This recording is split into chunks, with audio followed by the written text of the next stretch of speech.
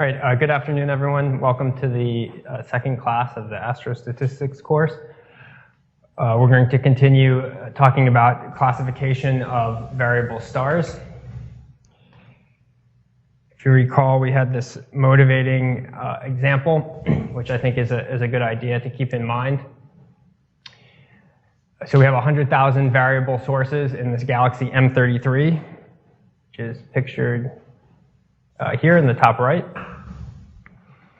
And these sources have been very poorly observed, so about 30 observations per source in the I band, so we have single band data.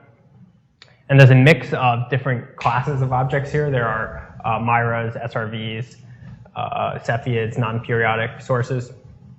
And our goal, our sort of intermediate goal, is to find the O-rich and the C-rich Miras. So this is very much like a classification problem where we have 100,000 objects. We want to classify them as O-rich, C-rich, or other. So essentially 3 classes. And then following classification, we want to estimate a period luminosity relationship. And later in class today, we'll talk more about some of the astronomy background for these problems, and we'll define what a period luminosity relationship is. This ends up, I think, becoming important when we think about the classification problem, which is going on here. We want to keep in mind that that's only an intermediate step towards doing something else. So we went through the basics of how to do classification by feature extraction, and then building a machine learning classifier like CART on data, and evaluating results with a confusion matrix. And then I talked about a few references.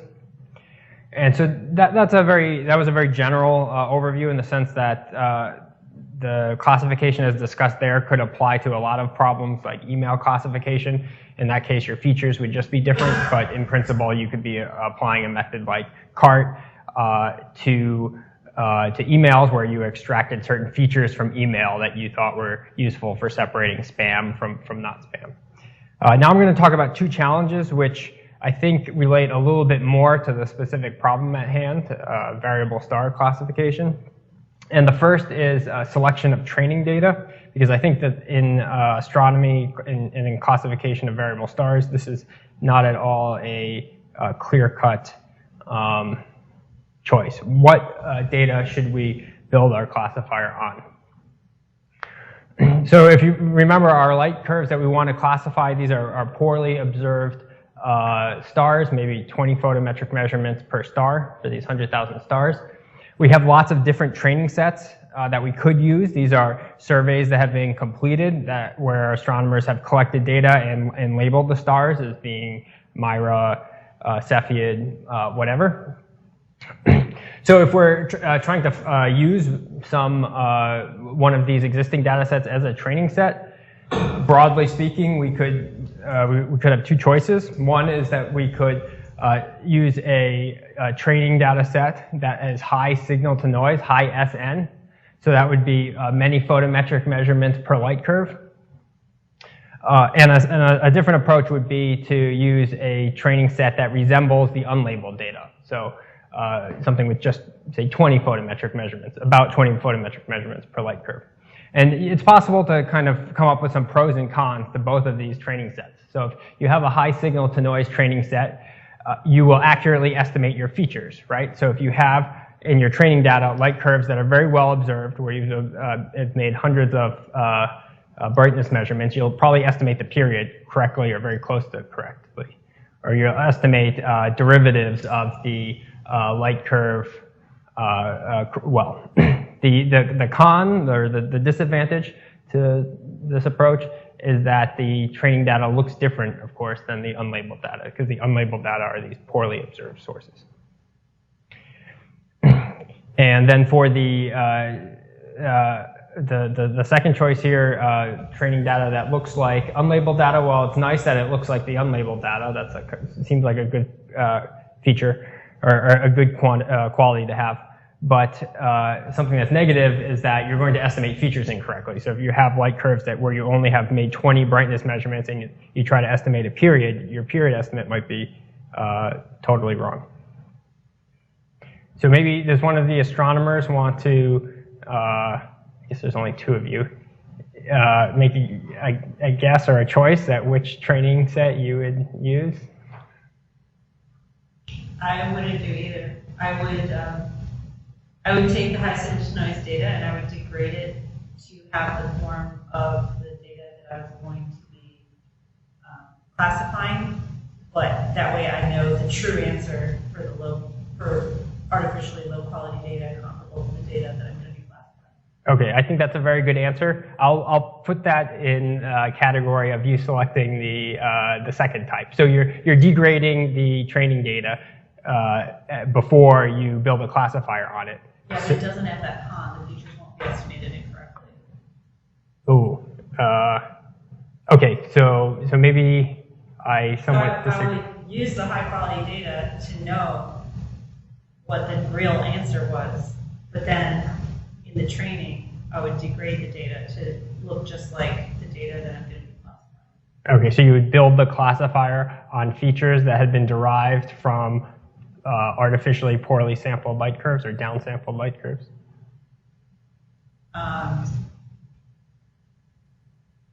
No, I would classify things as carbon rich or oxygen rich based on the high quality light curves. Okay. But then perform the training by having degraded those high quality to the quality. So you're saying in order to label your training data, you would use the high quality data that you have. Okay. So. But then when I'm training, I would degrade it. Okay. So I think that makes sense. And yes, for the process of training the classifier, it can be very dangerous to use high signal to noise data when you're trying to classify low signal to noise data. I'm just going to illustrate that here with a kind of hypothetical, very simple example. So suppose you have this unlabeled data set and you want to classify every object is either an RLI or a MIRA, we'll say, and you've made 20 photometric measurements for every one of these objects. So you have a few hundred objects. And we're just going to do two very simple features. We're going to estimate the period of each one of these sources and the amplitude. And then we're going to consider building a classifier on two different training sets. So one is high signal to noise light curves where we have over 100 photometric measurements, and the second is low signal to noise light curves where we only have 20 photometric measurements per light curve. So we're going to build a classifier in each of these situations and apply that classifier to the low signal to noise data.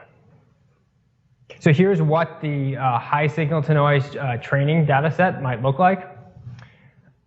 So this is a very easy classification problem. We have two classes, and MIRAs have long periods over 100 days, so this is in log space, and they have very large amplitudes.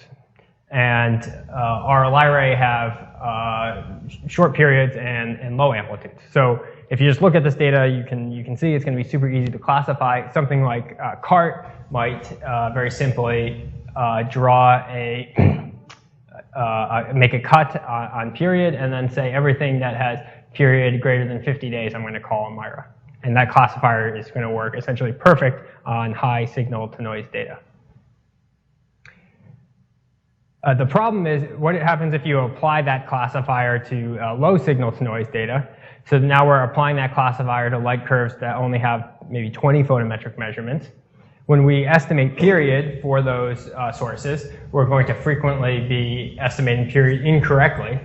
And so we see now a great deal of scatter on the period axis. We're estimating periods for some of these MIRAs as being around 1 day here, which is physically unrealistic. The problem is that we just don't know what the period is because these are poorly sampled. And if you look at the confusion matrix, the classifier is not really doing much better than random. I think there's 200 sources here, and you have about 100 mistakes. So the conclusion we can sort of draw from this example is that the feature which was useful for high signal to noise data, period, no longer separates the classes for low signal to noise data. Now, we might think then that it's hopeless to classify this low signal to noise data. We should just give up. But if we look at this plot, we can see that actually, if we make a cut on amplitude, even though we can't perfectly separate the classes, it seems like that would actually be at least a somewhat useful cut. And that's exactly what your classifier will do if you train on a low signal to noise data set. So this is training data set 2. Low signal to noise, so it has the same feature distribution as the unlabeled data, which you want to classify.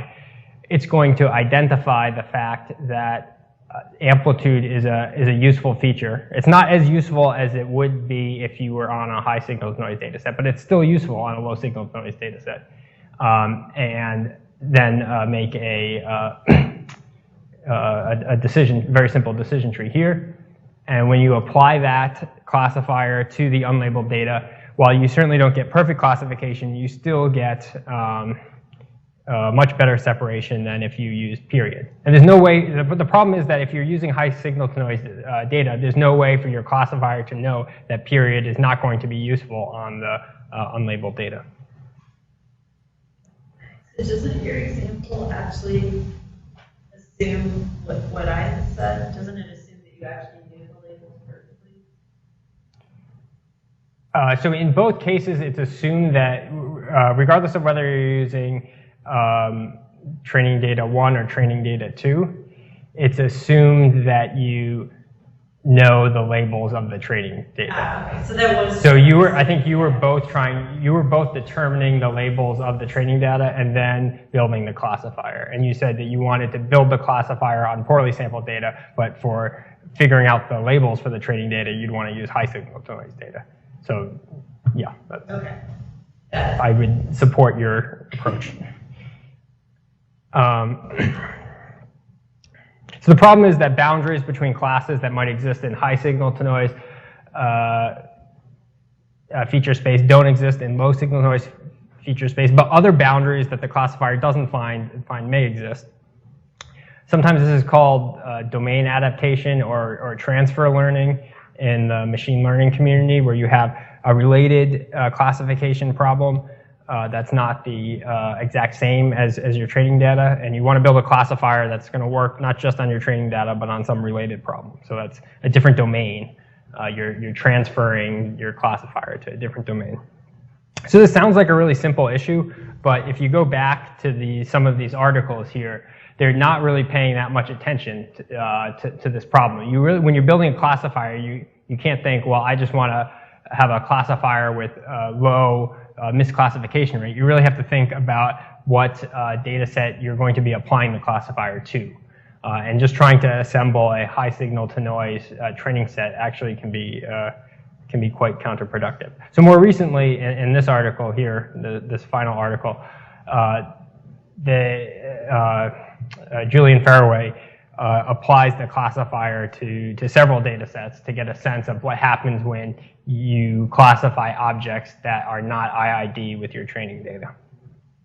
I think this is a very common problem in classification of variable sources, but it also exists in, if you think carefully about a lot of classification problems, there tends to be at least some element of this. Like if you're doing email classification, a lot of times your training data might be sort of older emails, and if you want to classify that's going to work on emails that are arriving in the future, kind of the distribution of spam may be changing over time, and you have to think about that when you're building a classifier. You don't want just something that's going to work on the training data that you have that was collected last year.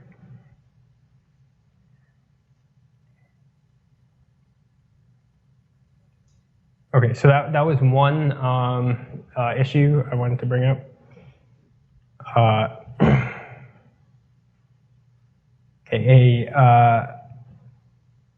A second issue is that so we're thinking now in the context of this classification problem where we're trying to classify sources in the M33 galaxy that are poorly observed.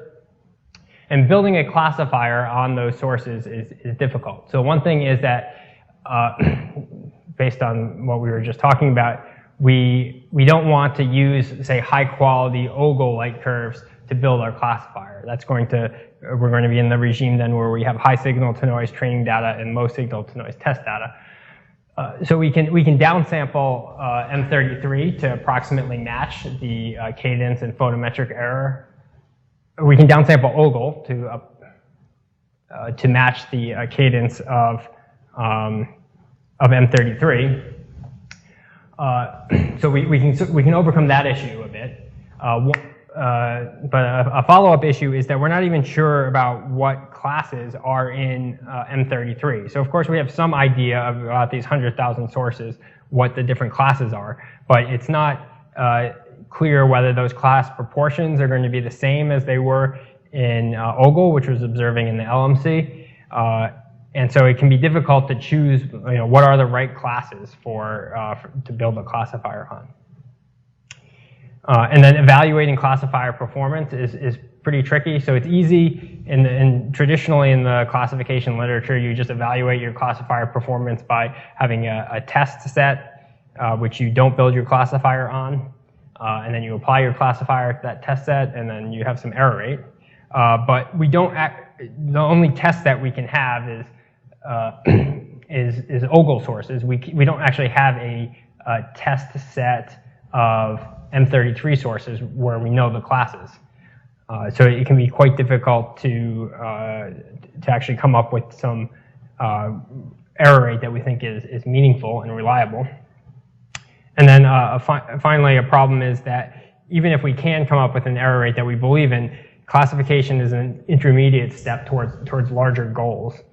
So it's not even clear that we actually want to choose the classifier that has the lowest error rate. Some other classifier may be better, something that's simpler, something which has errors that we understand. So an alternative approach to doing classification of variable stars, which has not been quite as popular, but I think might be useful when studying these data sets, is clustering. So clustering is a bit of a different approach than classification. What we do is we compute features for all of our objects, just as we would in classification, and then we group together objects that have features that are in some sense close, and we have separate groups for objects that have features that are far away from each other. And one of the big advantages to clustering is that you don't actually need a training set. So if we're trying to understand the different groups that are in M33, the different kind of types of variable stars, we can, if we're willing to take a clustering approach, we can just use the M33 data rather than using the OGLE data set, which could be useful for constructing a classifier, but the relationship between OGLE and M33 is somewhat unclear. So the way that I'm going to sort of walk through in a few slides a popular clustering algorithm, hierarchical agglomerative clustering. But if we wanted to do to cluster OGLE sources, we could first compute features. So here are the 4 features that we used. And in the past, we were using this to build a classifier. So I had the different points were colored based on what class they belong to. But now if we're in a clustering framework, we just treat all of the points as being, at least initially, in the same group. And now we want to find groups. And the idea, hierarchical agglomerative clustering is one type of clustering. And the idea behind this is that we start by having each object, in this case, each star, be in its own cluster. So you start, if you have n stars, you start with n separate clusters. Each cluster has just a single object in them. And then you start merging together clusters that are close to each other based on some metric. And this method is hierarchical in the sense that it will produce many different clustering arrangements. So you don't have to choose the number of clusters in advance. You don't have to say, I think there are 3 types of variable stars in this data set or 10 types of variable stars. You can, after you run the method, you can then select a certain number of groups or clusters that you think are present. And a second advantage, or a second feature of this method is that it's agglomerative in the sense that every star starts off in its own cluster and then you start merging together clusters. So here's some pseudocode for how hierarchical agglomerative clustering works.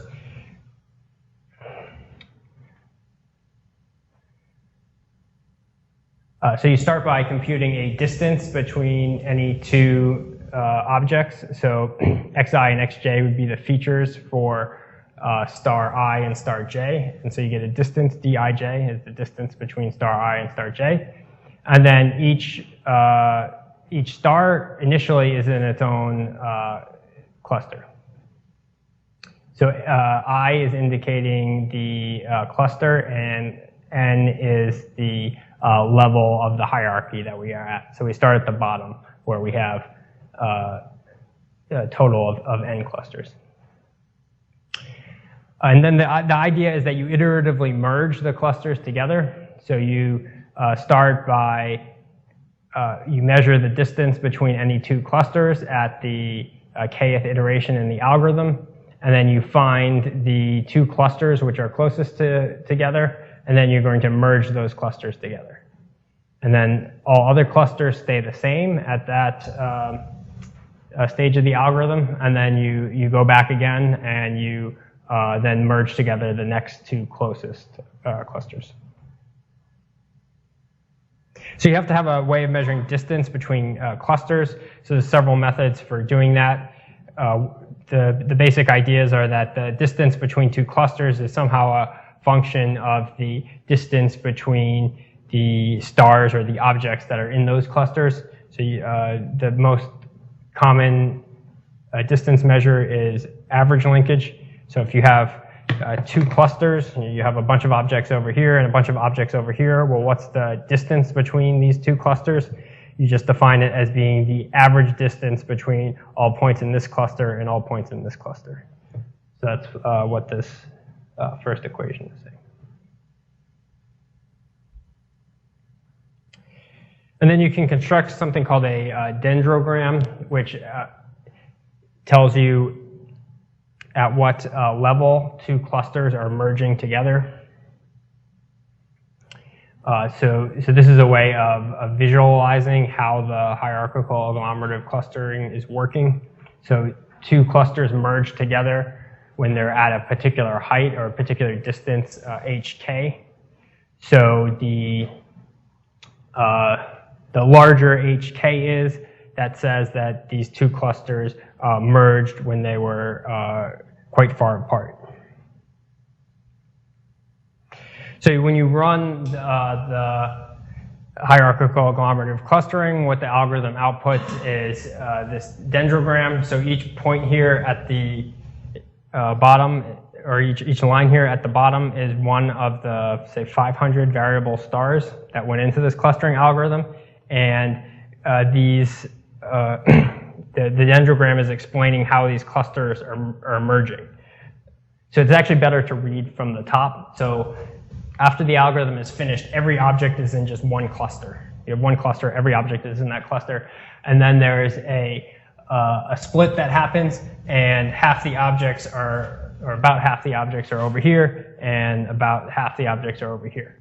So that at this point, if you cut here, you have, or if you cut here, you have two clusters. Or you can go further down and you can cut here, and then you can see you have three clusters. You have these objects are in one cluster, these objects are in another cluster, and these objects are in a third cluster. It's a little hard to see what that corresponds to in terms of feature space, but you can visualize this. So you can say, okay, I'm going to just get two clusters from the data, and then you can color points by the two clusters that are in that dendrogram. So if hierarchical agglomerative clustering here, if you just wanted to do two clusters, you would separate observations along this red line, and then you end up with these clusters. And if you're an astronomer, you can sort of interpret what's going on here. So it looks like the long period sources and the high amplitude sources are together, although there's some exceptions to that. So there are these shorter period sources that are also grouped in the red triangles. And that, remember, those are the Myras that had their periods estimated incorrectly. So effectively, even without inputting any science in here, what the hierarchical agglomerative clustering did was it essentially separated the two Myra subclasses, Myras O-rich and C-rich, from the Cepheids and the two auroral Lyrae subclasses. And then you can go back to the dendrogram and cut into 3 classes. And you see here that there's, this separation is a little bit less intuitive. Maybe it's finding maybe it's partially separating O-rich and C-rich Myras, or maybe there's something about these, it looks like the new class now, the green points, they have somewhat larger amplitude and somewhat larger skew than the other, than the rest of the Myra. So maybe there's something special about those Myras. And then you can go on, cut into 4 classes, and so on. So what's nice about this, you sort of input less science into it because you don't have the classes, but you can potentially find patterns or groups which you didn't initially kind of expect to find.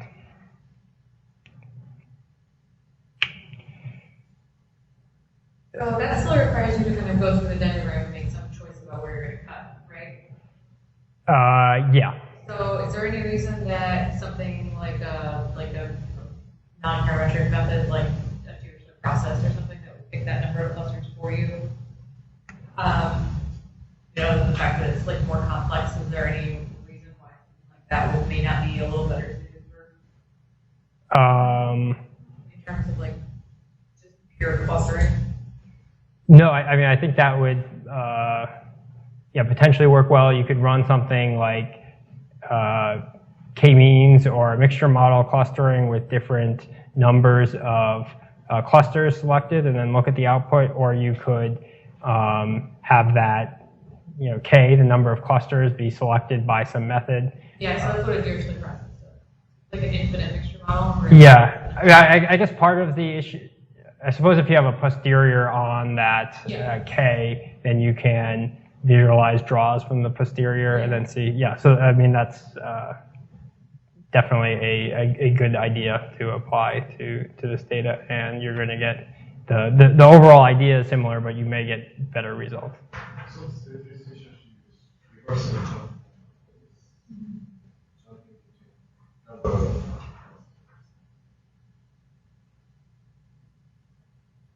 What about like semi-supervised approaches that we can give an idea of both labeled and unlabeled data?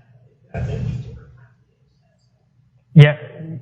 Yeah. So people have this term in the machine learning community called active learning. I don't know if people have heard of this, but so that's been used on some of these variable star classification data sets. So the general idea is that you have some training data, and you can build a classifier on it. And then you have some test data. You don't know what the classes are, but you do know the features because you have all these light curves stored on your computer. And if you look at the feature distribution of your training data and the feature distribution of your unlabeled data, they may be very different. Like you might have a lot of high amplitude sources in your unlabeled data, and you don't have any high amplitude sources in your training data. So that sort of suggests that your classifier is going to struggle with those high amplitude sources in your unlabeled data.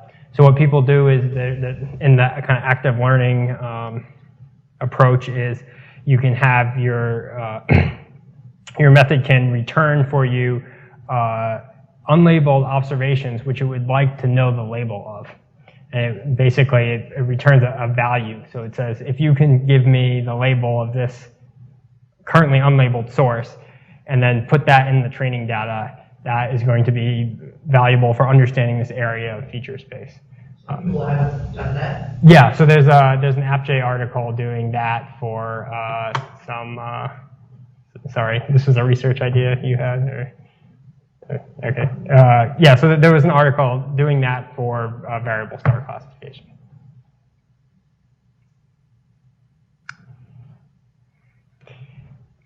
Okay, so there's classification of variable sources.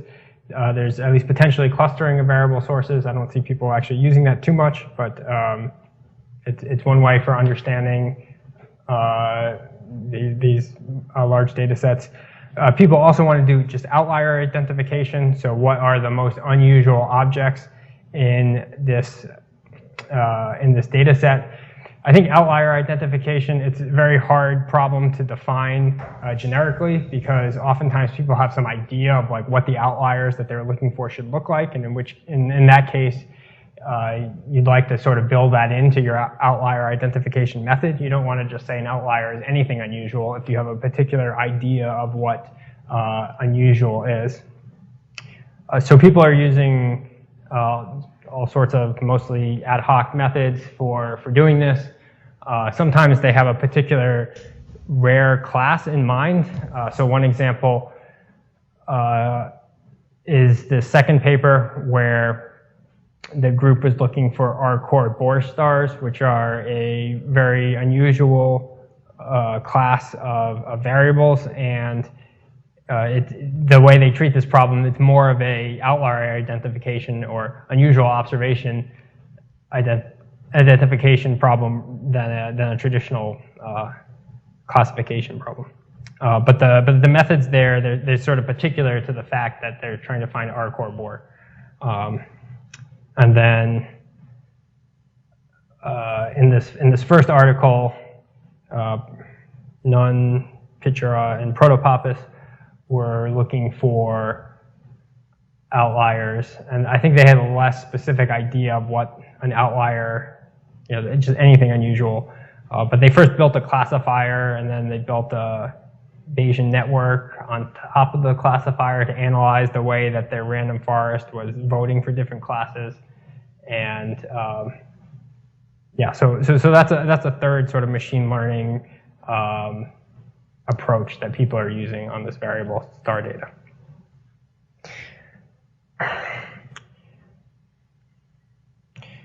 Okay, so in my opinion, I guess I'll kind of skip the first 2 points here because I've talked about them a lot, but the classification of variable stars has become popular in the astronomy literature, but if you look carefully at what people are doing, a lot of times what they're doing kind of falls between several categories of algorithms that I think of, or that we think of as statisticians. So they sort of want to do classification, but they also want to find outliers, and maybe they're also looking for just like new classes. So that's kind of clustering, kind of classification, and kind of outlier detection.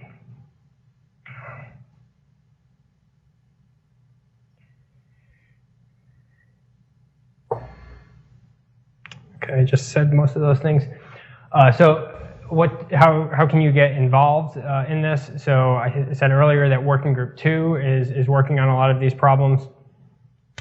Working Group 2 is going to be producing a classification challenge. So that will probably be released hopefully in October, hopefully in time for the project for this class. So what Working Group 2 is going to do is put together a big data set of variable objects, and you'll be provided with some training data, and then the idea will be to return classifications on some unlabeled data set.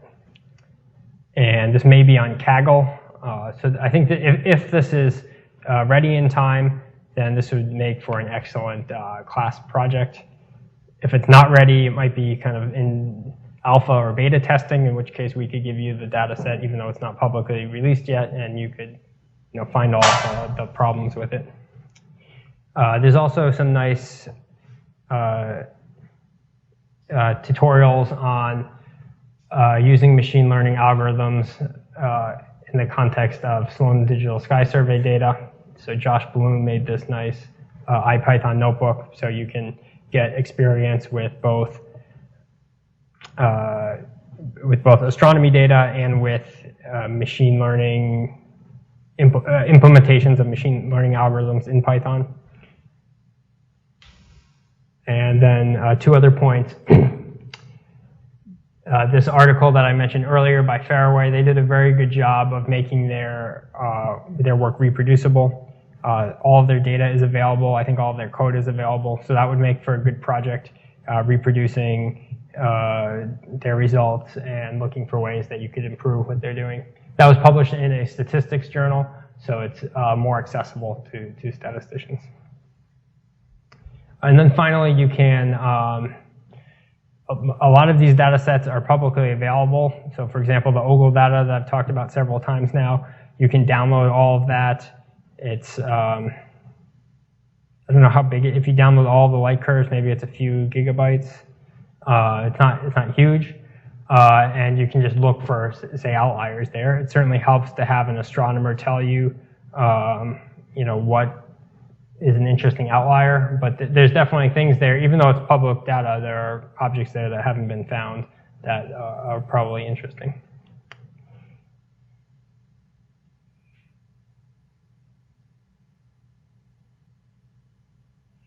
Okay, so that concludes my discussion of classification and machine learning for time domain. What I want to do now is almost go in reverse and look at some of the reasons for why we analyze this data and what this data can tell us about the universe. So this is sort of the astronomical motivation for time domain data and in part for classification of variable sources.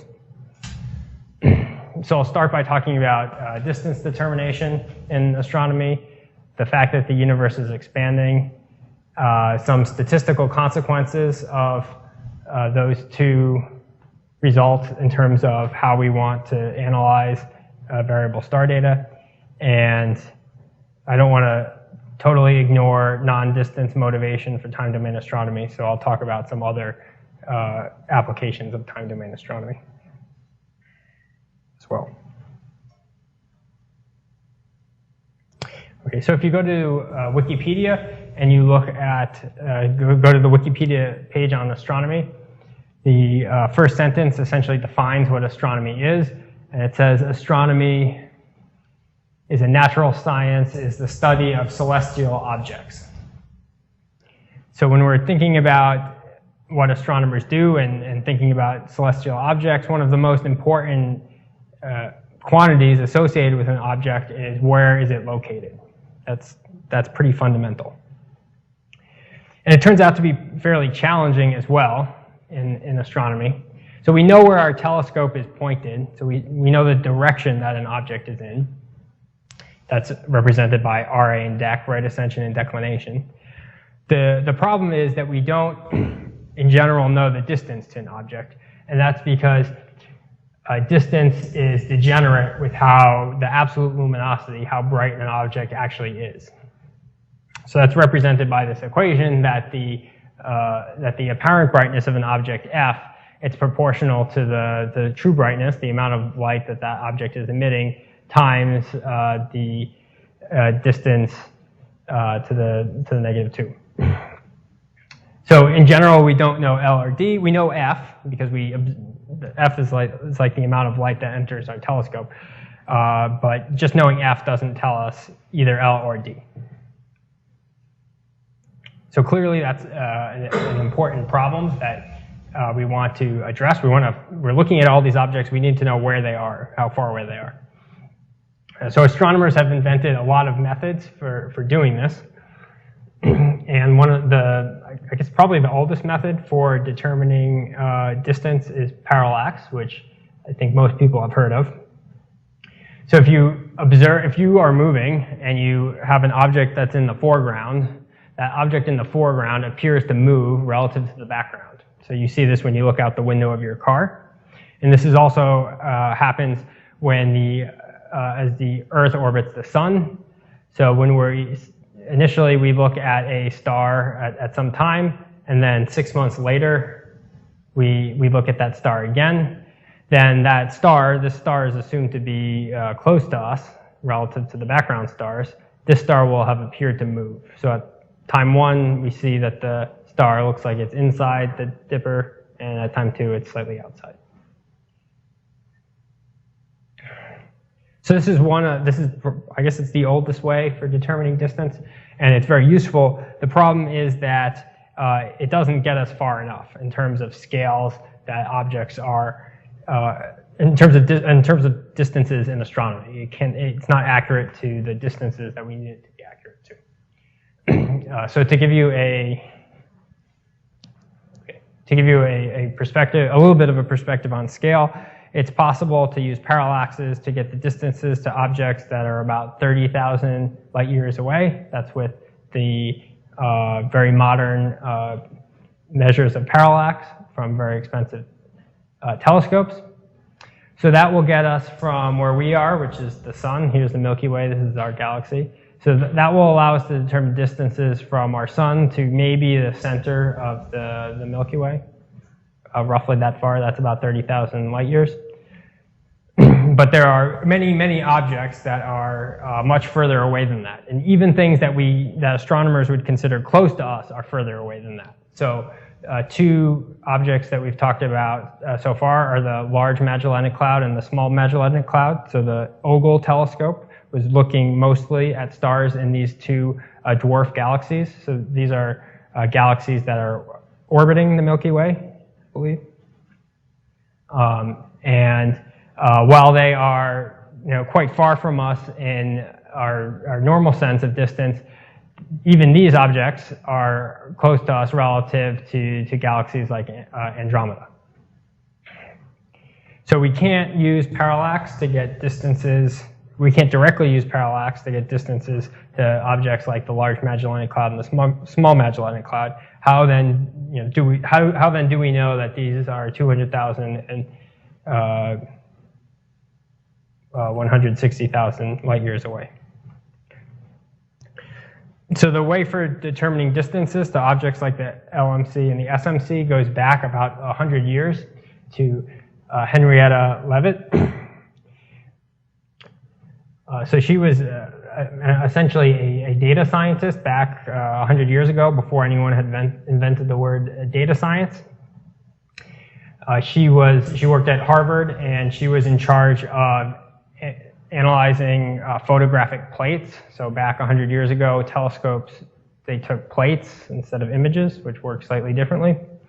And she analyzed plates taken of the LMC and the SMC. So this is a plate of the SMC, and all of the little black dots are stars, and then there's a high concentration of stars at the SMC.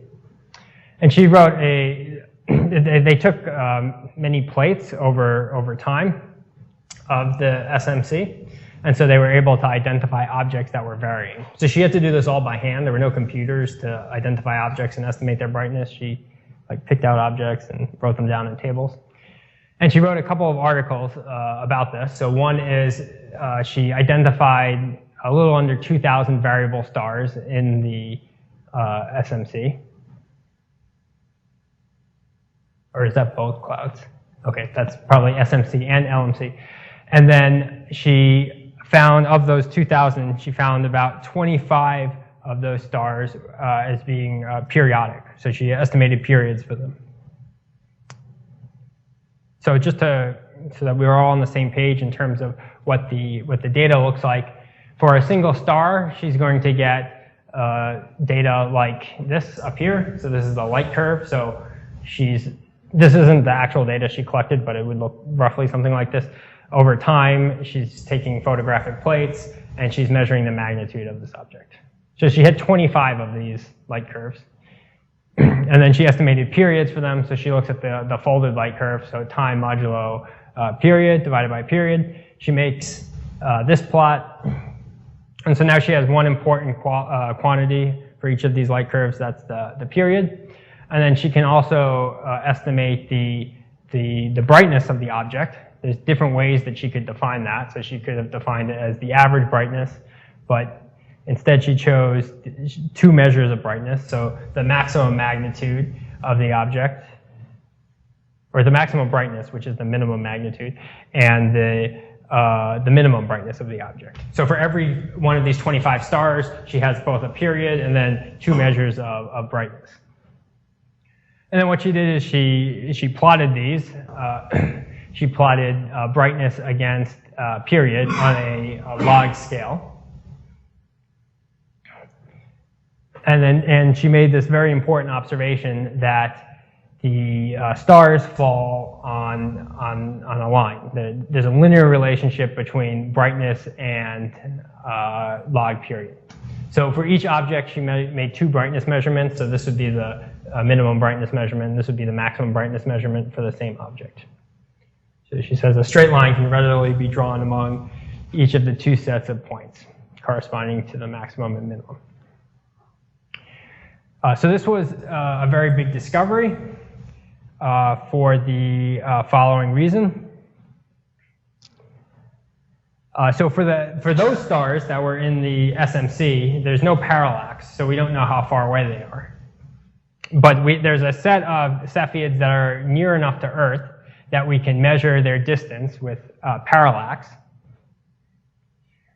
And then we know, since we know their distance and we know how bright they look from Earth, we know how luminous they are, what their true brightness is.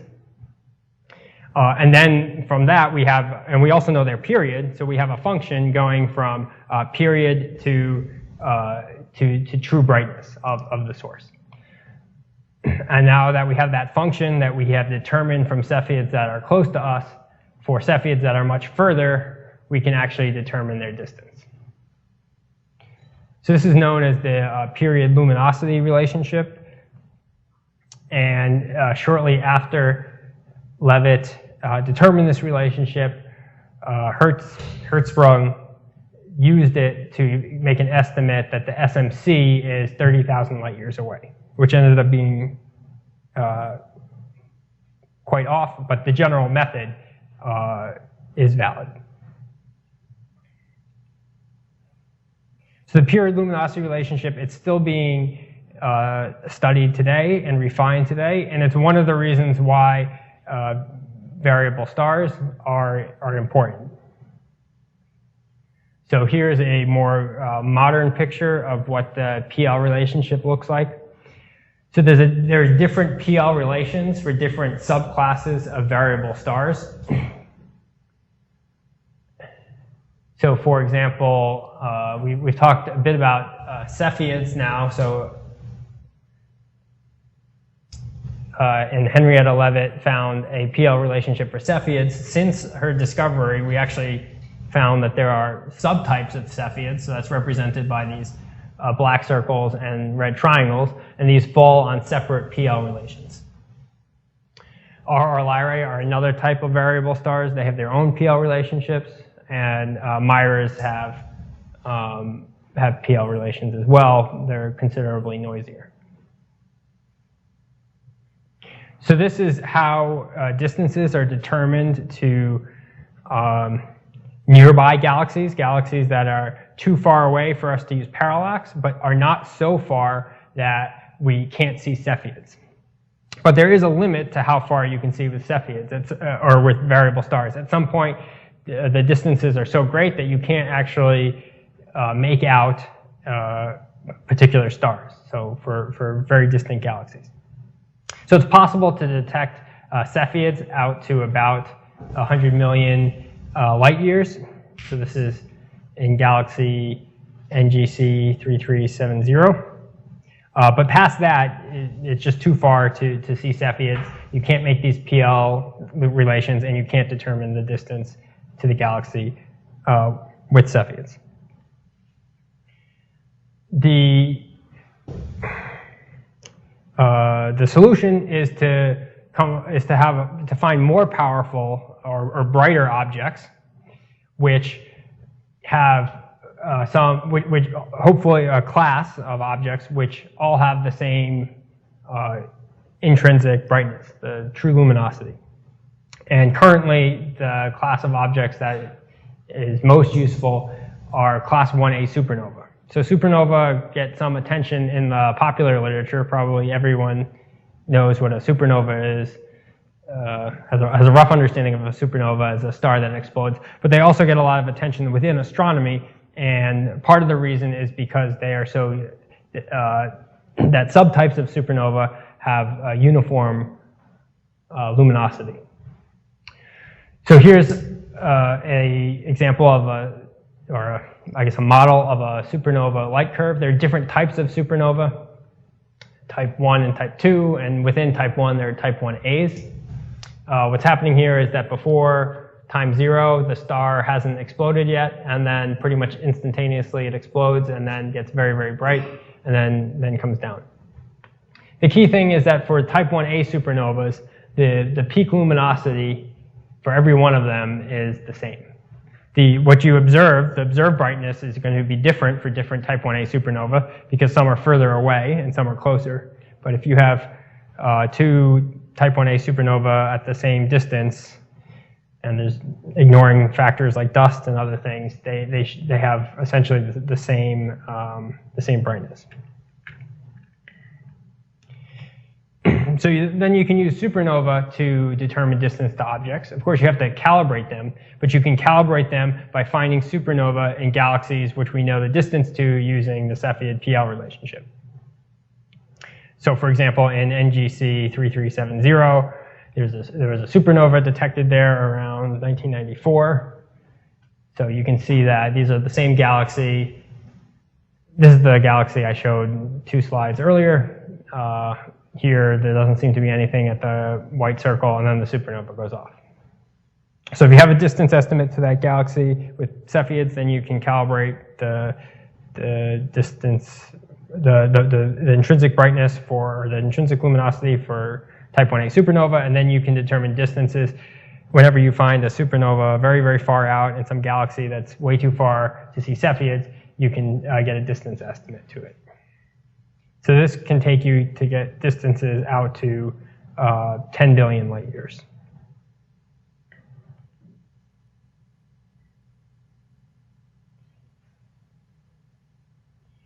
Okay, so that's one major application of time domain astronomy, variable sources such as variable stars and supernova.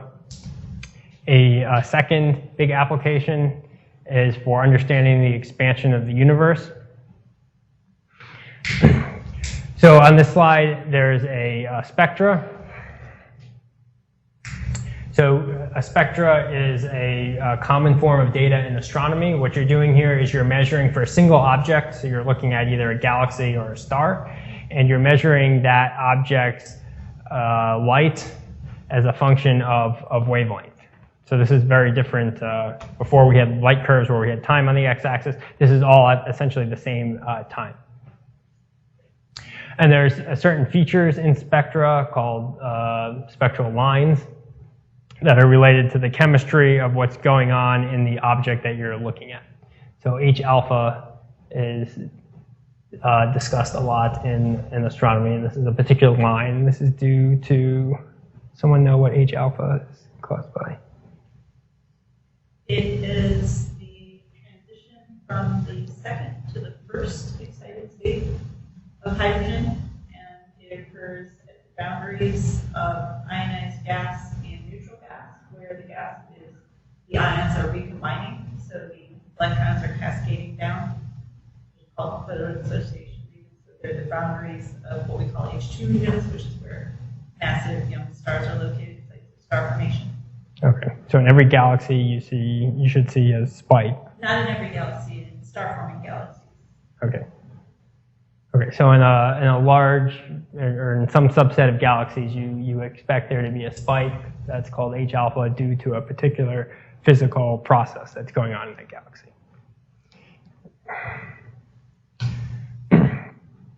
So these spectra are, they become redshifted due to the velocity, the radial velocity of the object that we're looking at. So this is sometimes called the Doppler effect, especially in the case of sound. So if an object is moving away from us, then the whole spectra becomes shifted. So that would be, if we look at this last plot, that would be that the location of this line is shifted in along the x-axis. So for many galaxies, you expect there to be this H alpha line, but it doesn't happen at the same location on the x-axis due to the fact of redshift, which is caused by velocity of the galaxy. So not long after Henrietta Leavitt found the PL relationship, Erwin Hubble used the PL relationship to find the distances to several nearby galaxies. So each one of these points, this is a plot from the paper he wrote. This is in the 1930s. So each one of these points is a galaxy. And on the x-axis here is distance in parsecs. And he determines these distances with by finding Cepheids in the galaxy, estimating the PL relationship, and so on. And then he can determine the velocity by getting a spectra of the object, measuring its redshift, and then converting from redshift to velocity. And then he noted this relationship. It's sort of a strange relationship.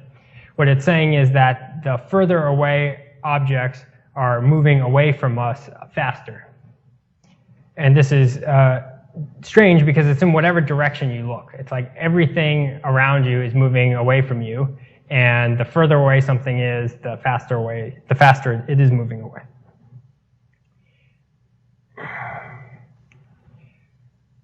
So the current understanding of this is that in fact, objects themselves are not moving. It's space is actually expanding. So when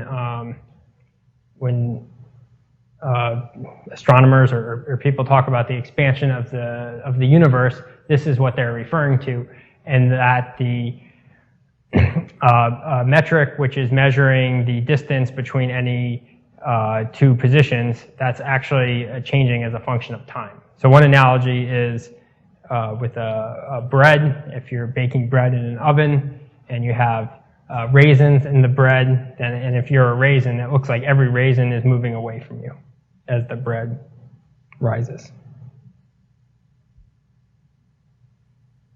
And another way to think about this is that, so normally if we have two positions, x and y, we would think of measuring the distance between them using just Euclidean distance.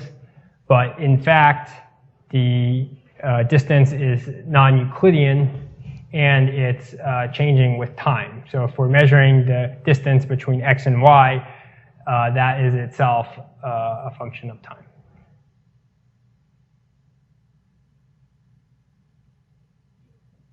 Is there any expression for this? For this? Yes, so that relates to general relativity or special relativity. So there's Einstein's field equations, and then there's the solutions to those, and then those give that distance. Is that right? I think, yeah. At this point, the rate of the universe expansion is sort of due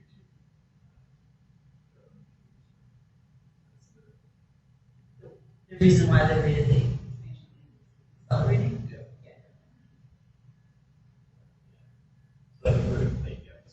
So is it? So the distance, if you have two positions, x and y, then the distance between them is changing as a function of time because the universe is expanding. Is there an actual? There is a formula for what this looks like, right? Isn't that from? For the distance between two objects. Yeah, it's like some function of time, and is that? I'm asking. I don't know. Yeah. Okay. Sure. Does that answer your question? Yes. I think it's kind of complicated, right? I mean, there's different.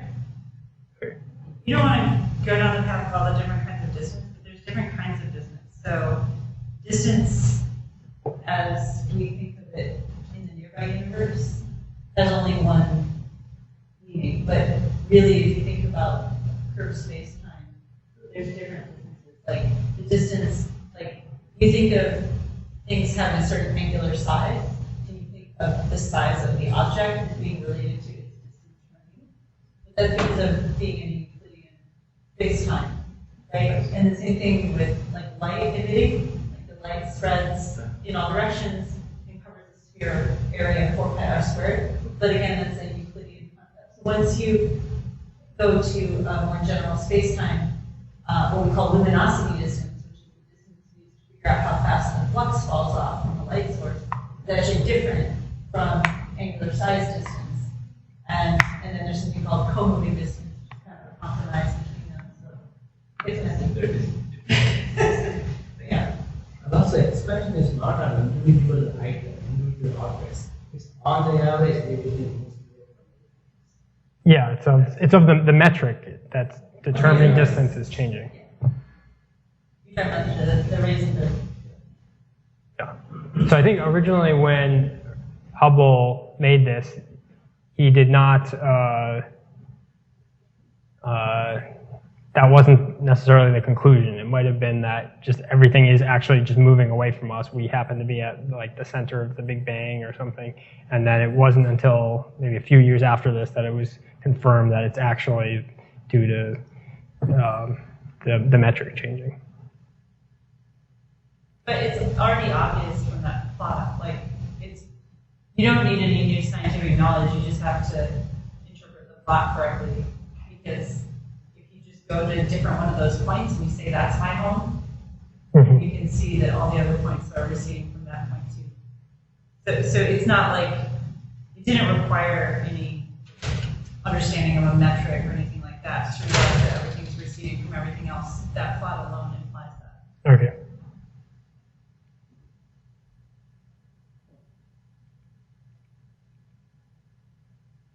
Okay. So when people talk about the distance ladder in astronomy or the extragalactic distance ladder, they're referring to what I've been discussing today, in the sense that you can use things like Cepheid variable stars to determine distances to objects that are not that far away. And then as you get further, you need things like supernova.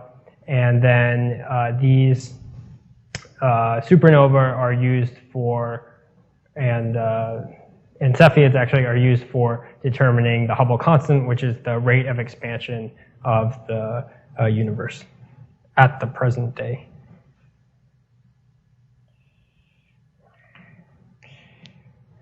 And then a more recent result is that this expansion of the universe is actually accelerating.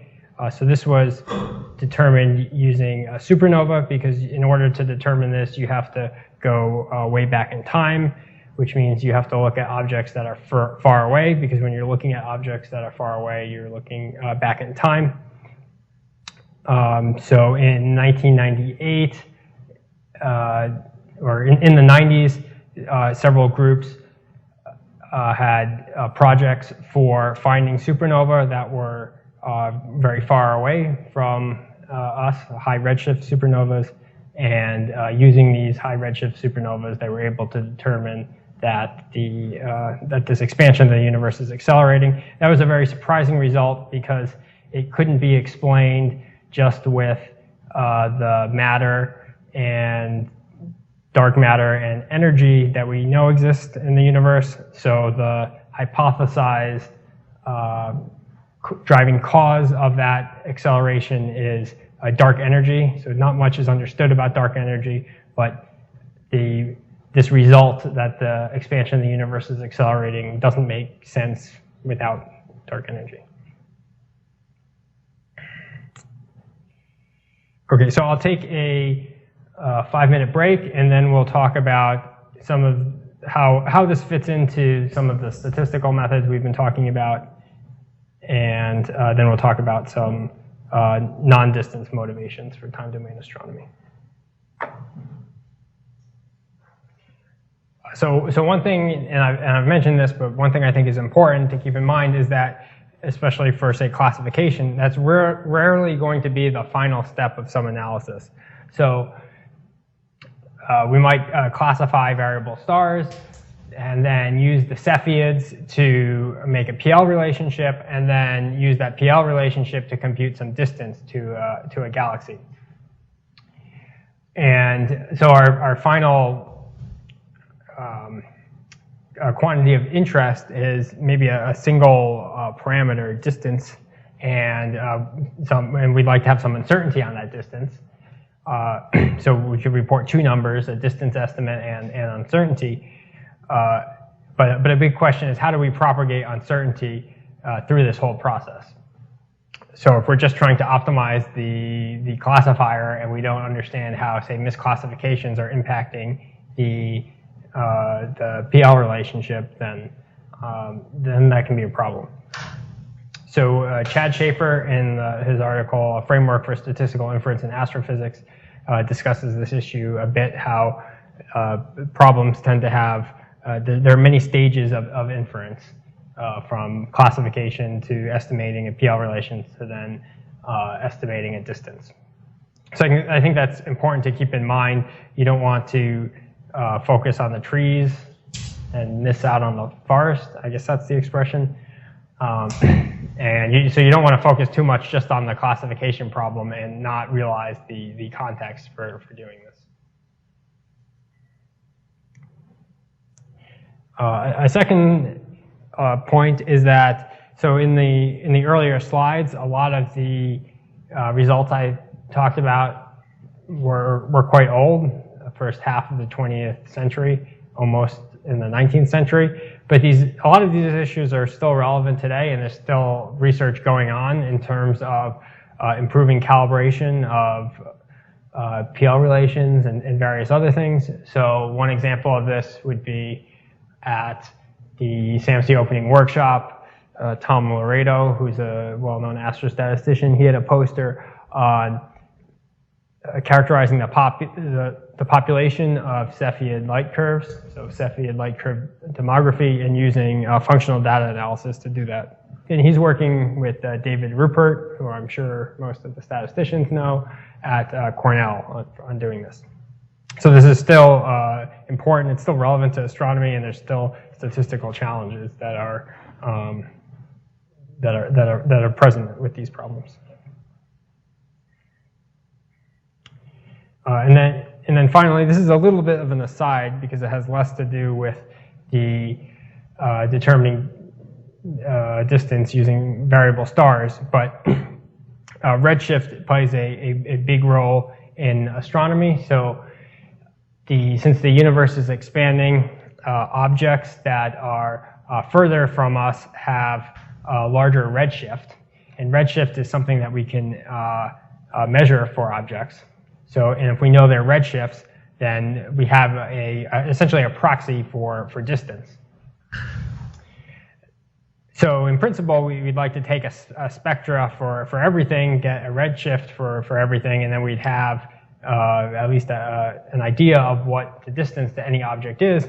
The problem with this is that it's very expensive to take spectra. So even though the data sizes are growing in astronomy and data collection has become much easier, the amount of spectral data relative to photometric data, it's very small.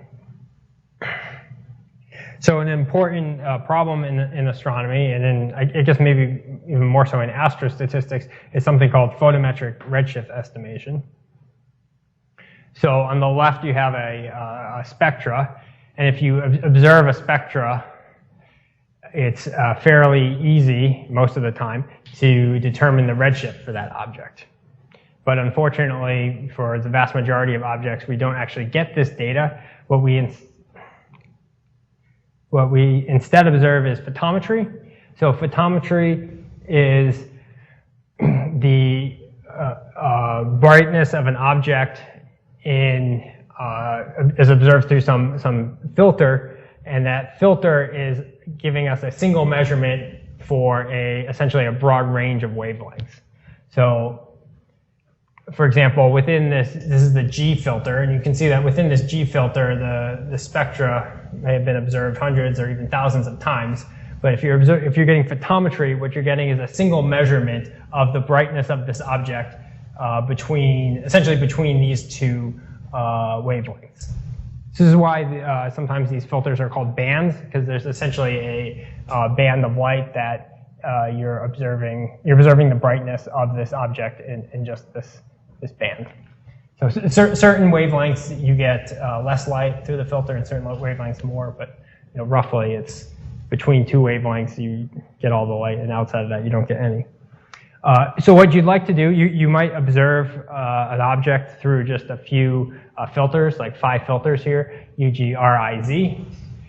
So that's obviously a lot less information than is in the spectra, but what you'd like to do is just using that photometric data, those 5 brightness measurements, determine what the redshift is. So the data sets for photometric redshift estimation, they look something like this. I think this was taken from Eric Feigelson and Yogesh Babu's book, one of the data sets that they provide. So here there is 50,000 objects in this data set, and they're all quasars. And you have the location, so the RA deck of the object, and you have the redshift of these objects because a spectra was taken of the object. So from spectra, you can pretty easily compute the redshift. And then you also have, there's also photometry was taken on these objects, so that's the brightness observed through these filters. So there's 5 of those, plus you have the errors. So you have the U magnitude is the brightness through the U filter or band, and you have the uncertainty on that, so sigma U. And then same for G, sig G is uncertainty on G, and so on for 5 bands. And it's essentially a prediction problem where, given the photometry, you want to predict the redshift. So this is an important problem. There's been a lot of work done on this, and in particular, understanding your uncertainties is difficult. So people have algorithms for estimating a photometric redshift from the for estimating a redshift from photometry, but the errors tend to be like highly non-Gaussian, and you want an understanding of at what, where can you not only give a point estimate for what the redshift is, but give a confidence interval or prediction interval for the true value, and that's going to vary a lot based on what the photometry is. So right now we are not planning, or I'm not planning to discuss this topic, and I don't think any of the guest speakers are, but this is an interesting problem within astrostatistics that involves a mixture of machine learning and prediction. So this would be a good possible project. You could talk a little bit more about the background for the problem, and then discuss some of the methods that people use to do photo Z estimation.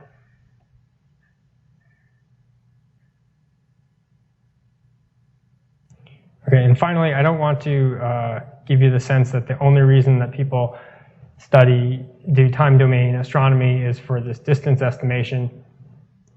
So there's also exoplanet science, which is very popular now. So we talked a little bit about exoplanets last week and missions like Kepler for finding these exoplanets. And astronomers are interested in knowing the fraction of stars that have planets. So I think that question there's a pretty good answer to now, and the answer is that most stars have planets. How many stars, or what fraction of stars have multiple planets? That's maybe a little bit less well understood.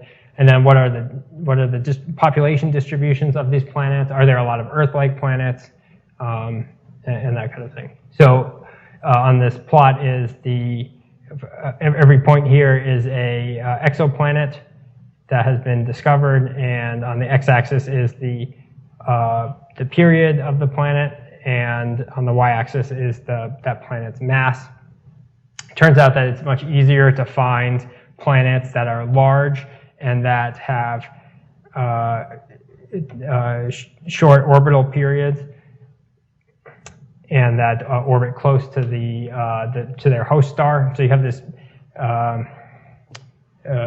selection effect problem where you're trying to determine the distribution of, say, planet masses, but you're heavily biased towards finding, say, larger planets. So from the data you get, you want to back out the population distribution. So that's a very popular topic now within astronomy, and their working group I guess working group 4 is going to be doing some work with exoplanets. Is that true, David? Yes. Okay. So if you want to get involved in exoplanets, working group 4 could be good. And then finally, variable stars are interesting just for variable star science. So astronomers are trying to understand, what makes these pulsate, why are there deviations from strict periodicity, issues like dust, so yeah, there's all sorts of just questions about variable stars, and thinking about variable stars as objects that are interesting in and of themselves, not necessarily because they're useful for determining distances. So many astronomers develop models for variable stars.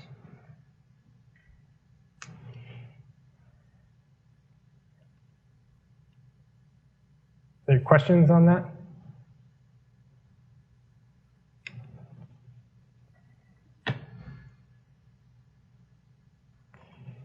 All right, so the purpose of those slides is to give a bit of a background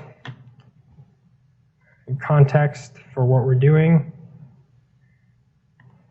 Now I'm going to talk a little bit more about models for these variable stars. So right now I'm going to talk about period estimation algorithms, which is closely related to modeling the variable stars. Next week I'll talk more about the models and about some specific problems, sort of ongoing research that I'm involved in. So a big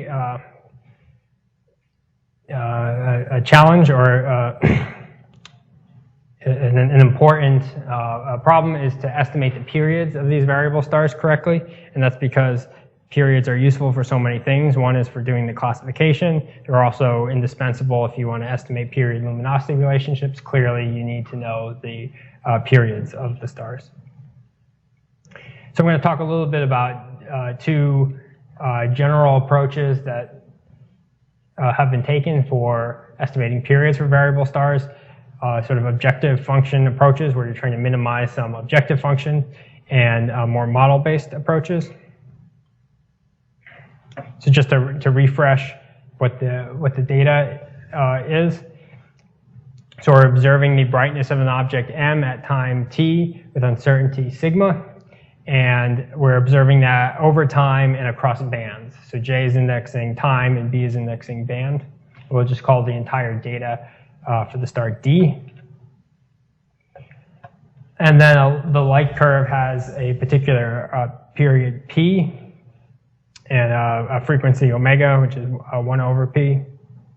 And then we're going to assume that the signal shape is f sub b. So in band B, the signal has shape f sub b.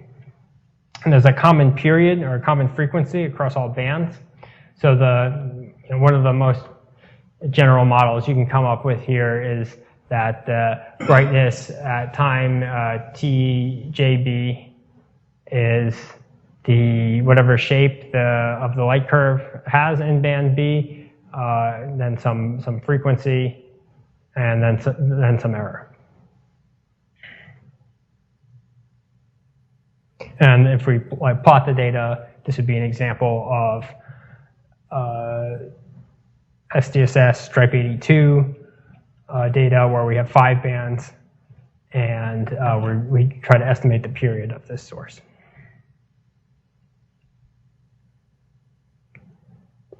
So today I'm going to talk mostly about, or just about, estimation of the period P, and a little bit about how you could estimate the shape f of B.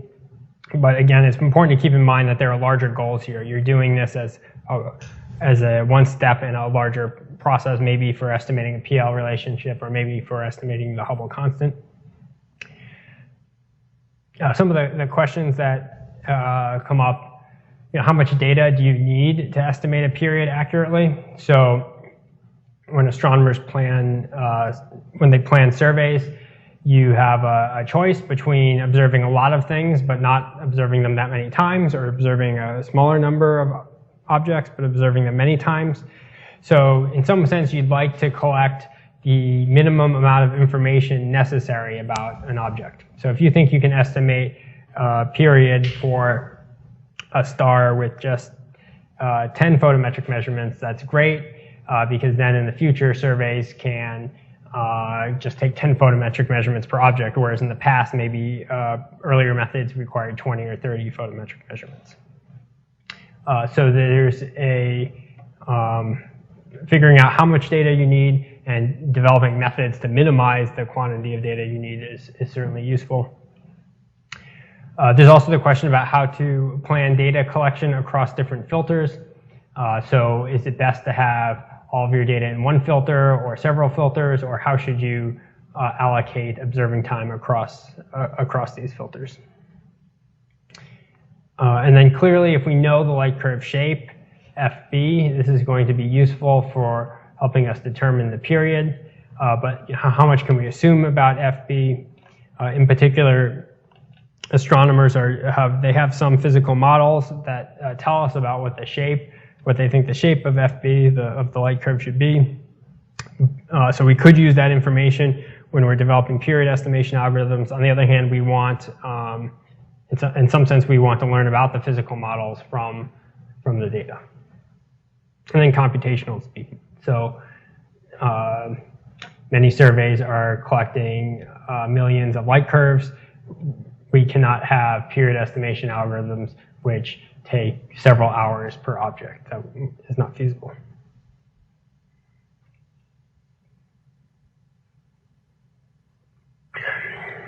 Okay, so most of what I'll talk about today is just single band data. So this slide just simplifies the notation to a single band. Here we're just going to have one function, f, and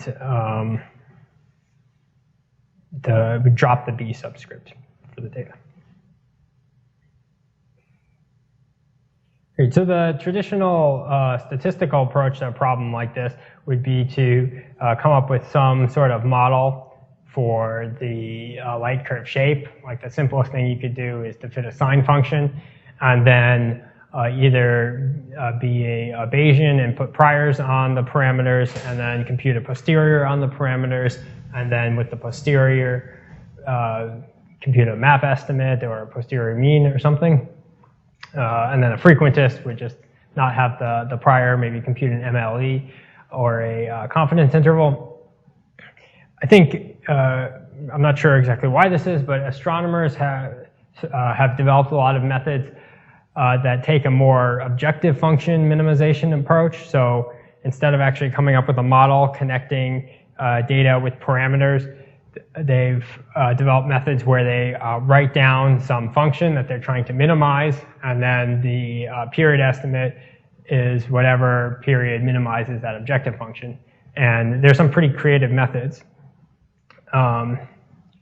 So this is sort of like an M estimator approach from the thinking as a statistician. This is a bit like an M estimator, and oftentimes the asymptotic, or just in general, the statistical properties of these methods are unknown.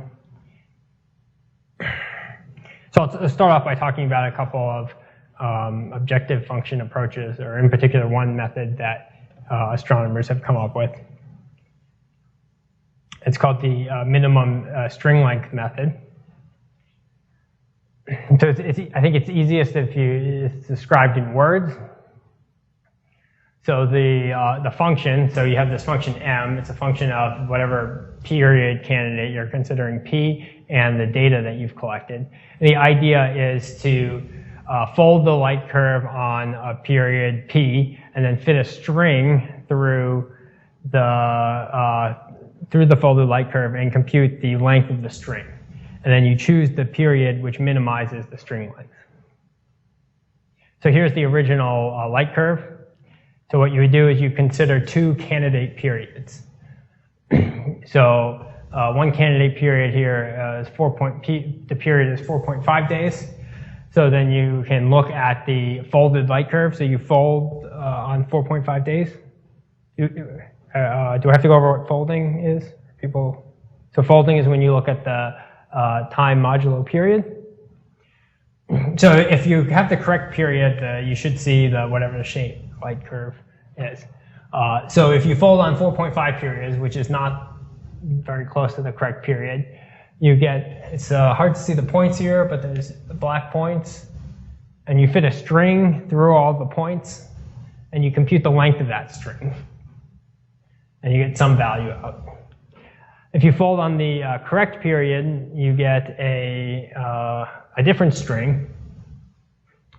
And the idea is that the string is shorter when your period is close to correct. So it's kind of a clever idea. Have statisticians seen something like this method applied?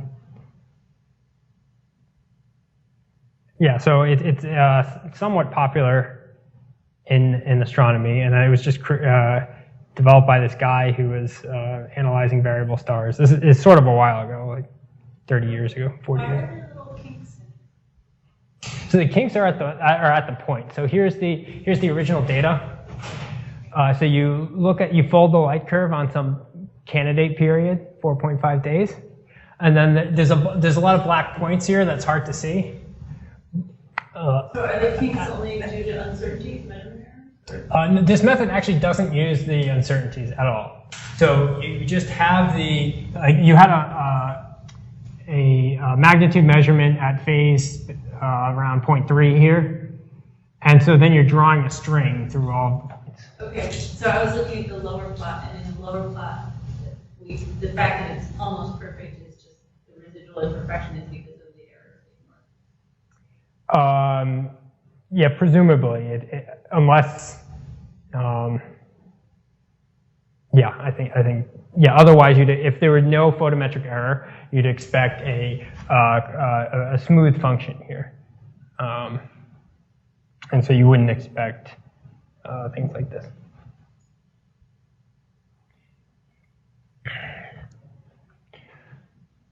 Okay, so you can see that the string appears to be shorter when the period is correct, and that kind of makes sense. If you fold the light curve on an incorrect period, you just once you work with period estimation algorithms, you come to realize that if you just choose a random period and you look at the folded light curve, the points just are all over the place, so the string is going to be very long. So more formally, what happens is that you choose some, this is like pseudocode. You have your light curve D, you choose some grid of frequencies, and then for each frequency in that grid, you look at the folded times. So I'll call that T prime J, and then you order those times and magnitudes in a increasing manner, and then you make a string through all of the points and calculate the distance of that string. So this is like a totally non-model based method for estimating a period. There's several articles that do this or something similar, and it's still used a bit. It's maybe not as popular as it was in the 80s or 90s. But I think there's actually very little literature understanding what the properties of this estimator or estimators like this are. In particular, are they actually consistent for if you're taking a frequentist approach, given some true light curve shape, is this estimator consistent? And what are some asymptotic properties? Is it asymptotically normal? So if you like statistical theory, and in particular you like frequentist statistical theory, this would be a reasonable project, I think, to do for a final project for this class.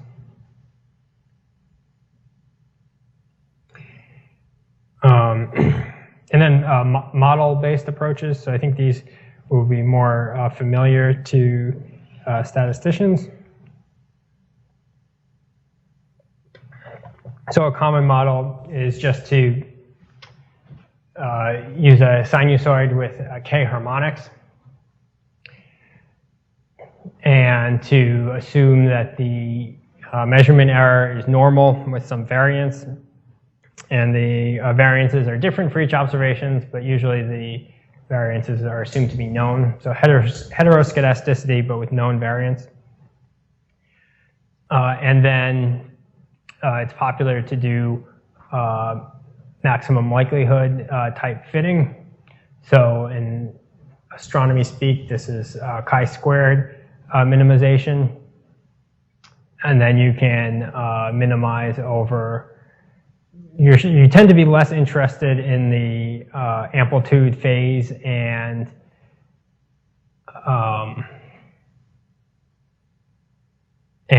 constant parameter, beta 0. So I just expressed the frequency estimate here as omega prime. So this looks sort of nasty as a minimization problem because it's nonlinear, both in omega, and you have nonlinearity here in the phase parameters. But you can expand this just with the sine angle addition formula. And then at a particular frequency, this is actually a linear model. So if, suppose you fix omega, you fix frequency, then you can see that the response here, the brightness mj, is a linear function of the parameters beta 0, ak cosine rho k, and ak sine rho k, and this is for k is 1 through capital K. So at a particular frequency, now finding the residual sum of squares, at a particular frequency, solving this is just linear regression with weighted linear regression, weighted least squares. How does it work if there are big gaps in the time locations, which is the case in most time? You're fine as long as, well, there's in principle no problem applying this. You will have, if you don't have good coverage in phase space, the algorithm will tend to fail. So this would be this actually happens somewhat frequently. So suppose you have a variable star, a periodic variable star that has a period of about 1 day. And then suppose you are observing that star every night at about the same time. Then every observation you make of that star is about the same point in phase space, and then you have a big problem. But as long as when you fold the folded light curve, when you fold on the true period, if you have good coverage across phase space, you're okay.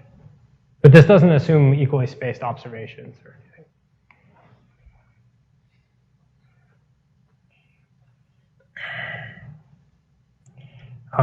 Okay, so you can plot the residual sum of squares as a function of frequency.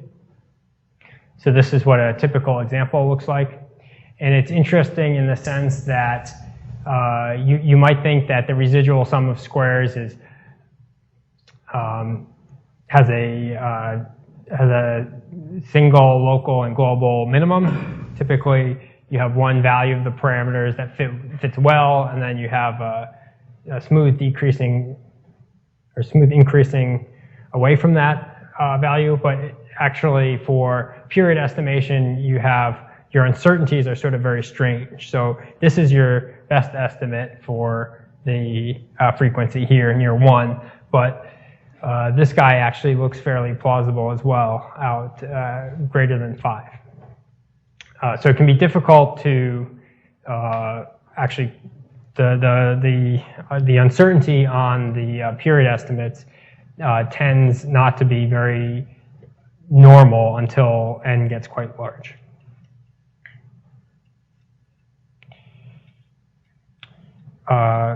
Astronomers talk a lot about, or oftentimes you hear in the context of period estimation, periodograms. So the word periodogram is used to describe a lot of different quantities within astronomy. It has a more standard definition within the time series literature and statistics. but the periodogram is going to be inversely proportional to these residual sum of squares, and there's but the precise relationship, different people define periodograms differently, so the precise function here will be different. But in general, the periodogram will be inversely related to the residual sum of squares. And you can see that someone can make a periodogram here, and then they would select about 6 days as the period for this source.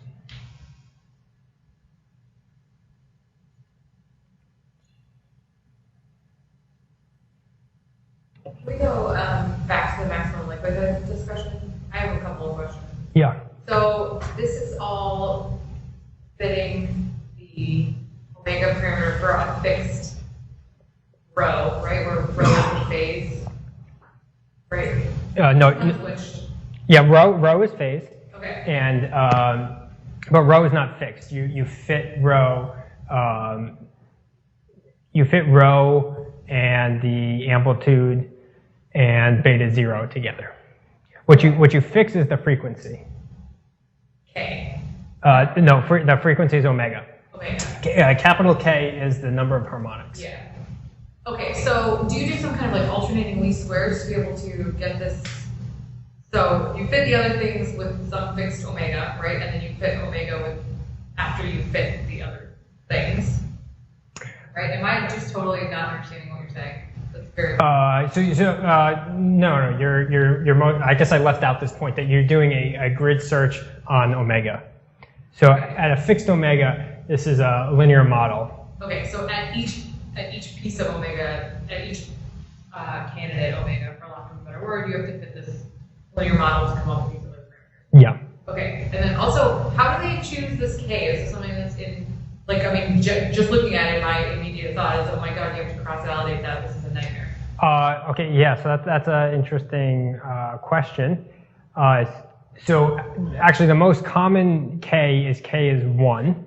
Okay. And that would mean that you're fitting a sine function. Yeah. So your initial reaction to that is, or my initial reaction would probably be like, well, how do you know these are sine functions? And aren't you going to have some disastrous results if they're not sine functions?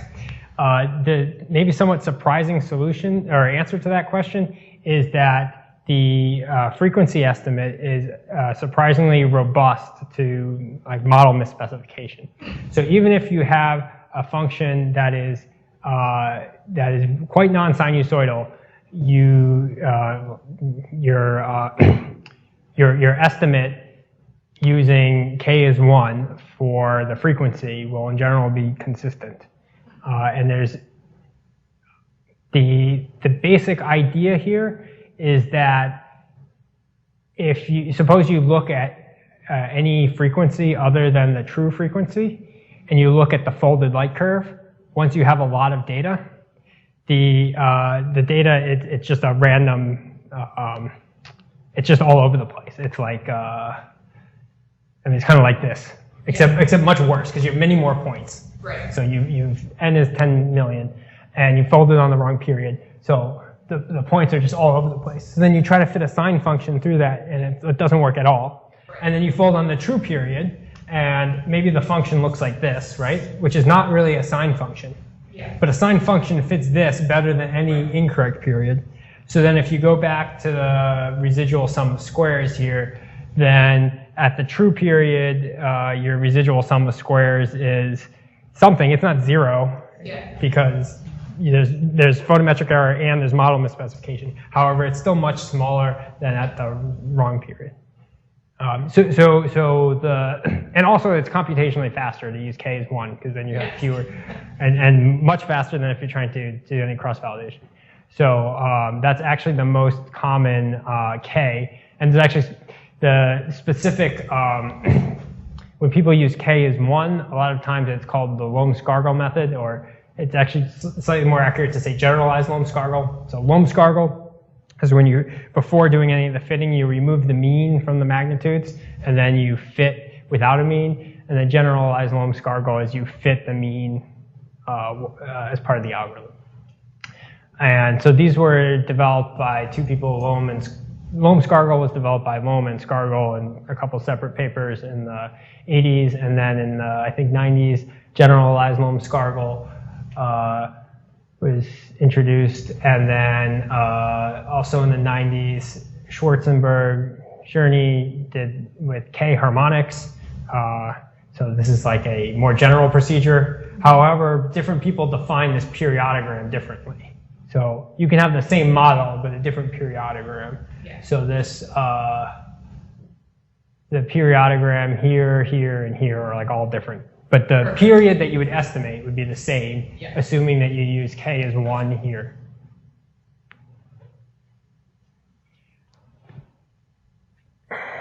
Okay, and then there's also non-parametric methods for estimating the period. In this case, what you would do is you have most of these methods, they do a grid search on frequency.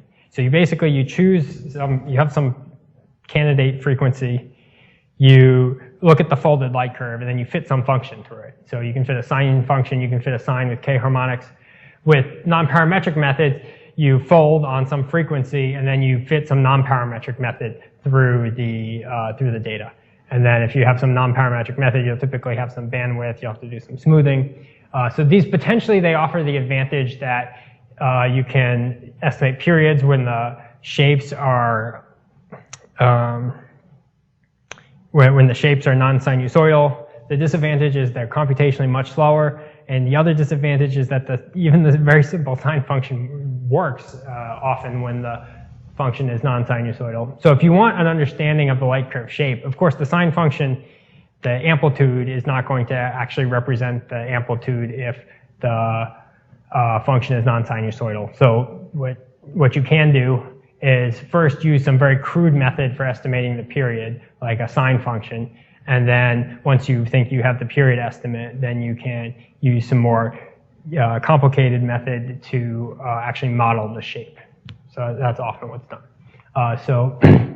But you can do the actual period estimation with non-parametric methods as well. And then there are some Bayesian versions of these methods. In particular, Tom Loreto has one. And then people do various comparison studies that's popular.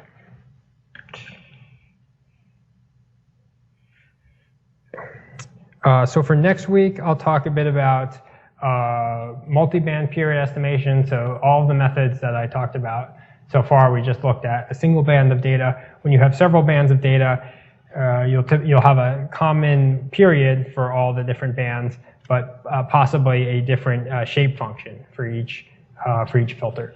So that introduces a lot more parameters, and I mean, of course, you want to make use of that data. If you have 5 bands of data and you only have 10 observations per band, then you certainly don't want to just use one band of data, because your period estimate's probably going to be pretty bad with 10 observations.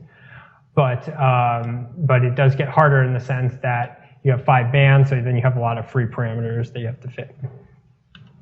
I didn't talk so much about uncertainty quantification for period estimators, but I'll do that a little bit next week.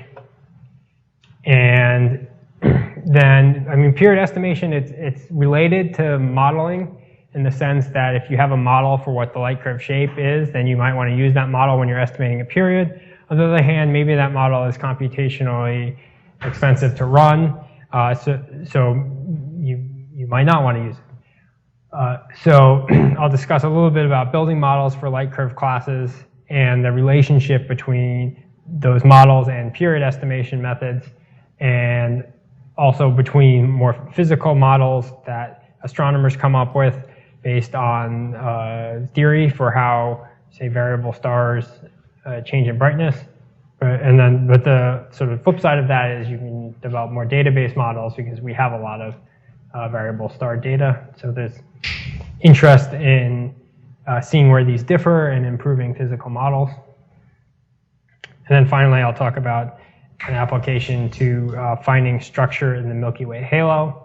So where we are in the Milky Way galaxy, there's sort of smaller galaxies dwarf galaxies, satellite galaxies that are orbiting the Milky Way. These are very hard to find because they're small and they're not necessarily very, they're not very bright.